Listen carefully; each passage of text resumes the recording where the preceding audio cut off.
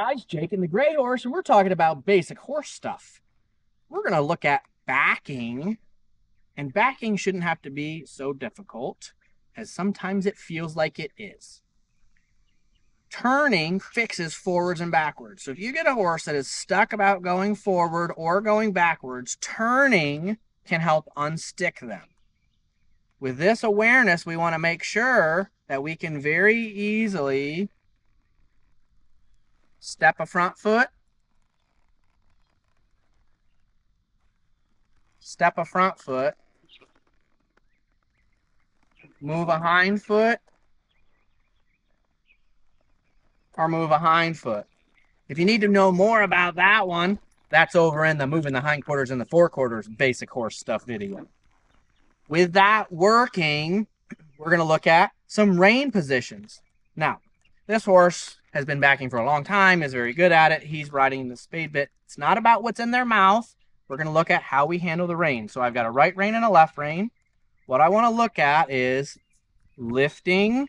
So I'm holding at what we would consider the buckle or the base of the loop if it was a loop rein, or the joint if you had split reins. We're going to lift that up. I'm going to slide down both reins to be short. I'm going to put a rein in each hand. Okay? We're going to grab it like a crab. Grab people. Grab, okay? Grab hands. We're going to close one finger at a time. I'm going to sit back and let my elbows fall. Okay? And we could call that a 9-step back up. Okay? So 1, 2, 3, 4, 5, 6, 7, 8, 9.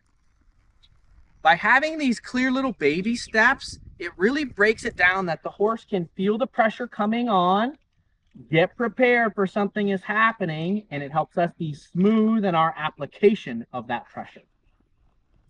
With that clear, if a horse were to get stuck, you don't want to just pull harder. There's a few little details that we can look at. I could use my legs to help push the hindquarters right and left. So if I'm, say, to position 3 to 7-ish, and I use my leg to push his hip over, and my leg, hold on, stop backing and showing off. My leg to push his hip, my leg to push his hip, I can get a little country girl shake it for me girl, and as he starts stepping back, the shoulders can start to free up and draw.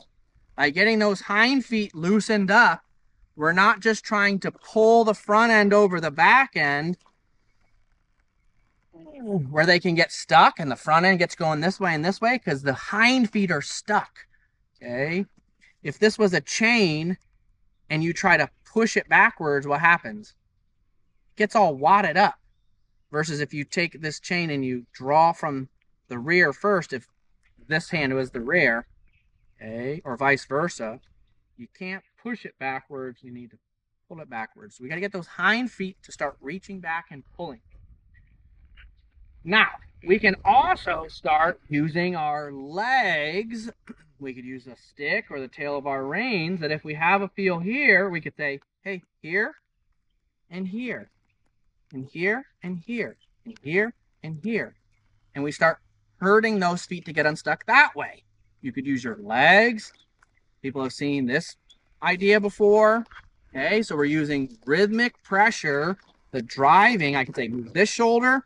Let me get straight so you can see me. Move this shoulder and this shoulder. And then this one, and then this one. And then this. Okay? There's a couple different ways you can start using your legs to drive or herd the horse backwards. You can also start adding a cue for squeezing a horse backwards. If we look, we're going to talk about 1, 2, and 3.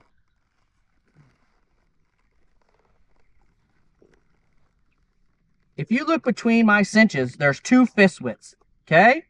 1, 2 is where they overlap, 3 is right there. That would be about as tight as I could make those. We could go 1, 2, 3 in the beginning to really exaggerate for a horse to understand. The further we put the leg back, that's going to cause more forward or turning of the hindquarters. The more pressure in the middle, that's going to be forward or lateral sideways movements. Okay, the more pressure in the front, that's going to cause more backing or turning of the front end. So if I've kind of taught my horse that when I want my horse to go, my leg might come back and squeeze them. Okay, or I could just touch by the back cinch. If I wanted them to back, I can slide my leg forward and squeeze. And if I turn my toes out and squeeze there and support that with the reins, pretty quick I can make that squeezing mean back up. I'd have my reins to support where I squeeze, and I can squeeze. There's lots of ways that we can teach a horse to back up. And when we add all this information in there together, we've done our prep hopefully on the ground teaching our horses to back. Backing our horse while riding can just be basic horse stuff.